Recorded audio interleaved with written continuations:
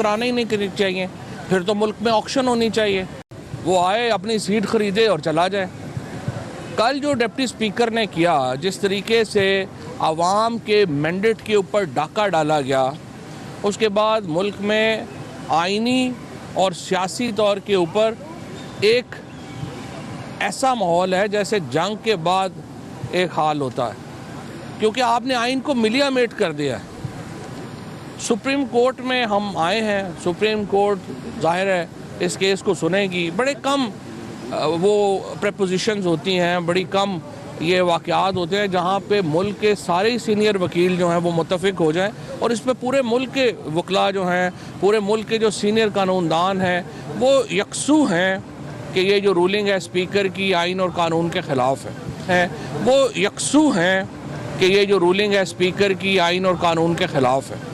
आइन और कानून के ख़िलाफ़ तो है ही, ये हमारी सियासी इक़दार और जमहूरियत के ख़िलाफ़ है। और इससे हमारी जो, जिस तरह इमरान खान ने रात को कहा कि अखलाकियात जो हमारी सियासत में है उसका एक जनाजा निकाल दिया है। कल डिप्टी स्पीकर ने इस तरीके से उन्होंने 10 लोगों को जो वोट है वो एक्सक्लूड किया काउंट से।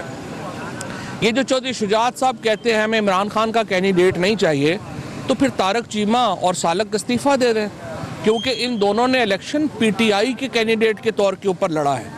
सालक साहब और तारक चीमा साहब, आप काउंसलर भी इलेक्ट नहीं हो सकते थे अगर तहरीक इंसाफ से आपका इत्तेहाद ना होता। और अगर आज भी आप में इतनी जुर्रत है ना, आप कहते हैं मैंने इमरान खान का कैंडिडेट नहीं बनना, तो आप ज़रा इस्तीफ़ा दें और जाके ज़रा इलेक्शन लड़ के दिखाएं। अगर आपको आपके हलकों में जूते ना पड़े तो आप फिर आके हमसे गिला करिएगा। ये जो सारे लोटे इकट्ठे हो गए हैं और इस वक्त ये जो तारक चीमा, इमरान खान को ये जो कंट्रोल है ये हासिल नहीं रहेगा, लोगों के ऊपर भेज सके। पाकिस्तान एक भरपूर एहतजाज के लिए तैयार है। वो तमाम कुव्वतें जिन्होंने इन बोनों को पाकिस्तान के ऊपर मुसल्लत किया है, मैं उनसे भी कहना चाहता हूँ मज़ीद पाकिस्तान के साथ खलवाड़ बंद करें। पाकिस्तान को इन सियासी बोनों से, जिनका सिर्फ ईमान ही ये है कि जो नोटों की गड्डियों के ऊपर खड़े होकर अपना कद बढ़ाने की कोशिश कर रहे हैं, उनसे जान छुड़ाना बहुत अहम है पाकिस्तान के लिए। आज सुप्रीम कोर्ट इस केस की समाअत कर रही है और मुझे पूरी उम्मीद है कि सुप्रीम कोर्ट इसका जो बैकग्राउंड है, जब हमने पिछले आर्गूमेंट्स किए थे और अर्ज़ किया था उनको कि इनके होते हुए साफ शफाफ इलेक्शन नहीं होने, वो जहन में रखेगी और इनके मुताबिक जो है वो ट्रीटमेंट करेगी। मेरे ख्याल में आज डिप्टी स्पीकर को कंटेम्प्ट में चार्ज करना चाहिए, उसको बुलाना चाहिए और उसके बाद जो 10 वोट इन्होंने एक्सक्लूड किए हैं उनको शामिल करके चौधरी परवेज़ इलाही को, जो पंजाब के इस वक्त कानूनी तौर के ऊपर वज़ीर आला मुंतखब हो चुके हैं। और फिर मैं यहाँ पे इलेक्शन कमीशन का भी बताऊँ आपको, सुबह ये कहते हैं ना रात को 12 बजे अदालतें क्या, उसको तो छोड़ ही दें, सुबह 2:50 के ऊपर इन्होंने राजा सगीर का नोटिफिकेशन निकाला इलेक्शन कमीशन ने, जो कि मरी से 2:45 पे।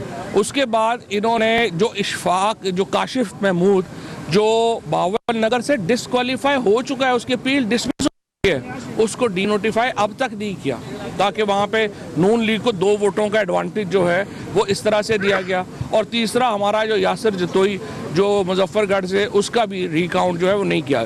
अगर वो 3 वोट भी शामिल कर लें तो ये तो वैसे भी अब इसको मिला के भी जो है वो ये अक्सरियत में नहीं है।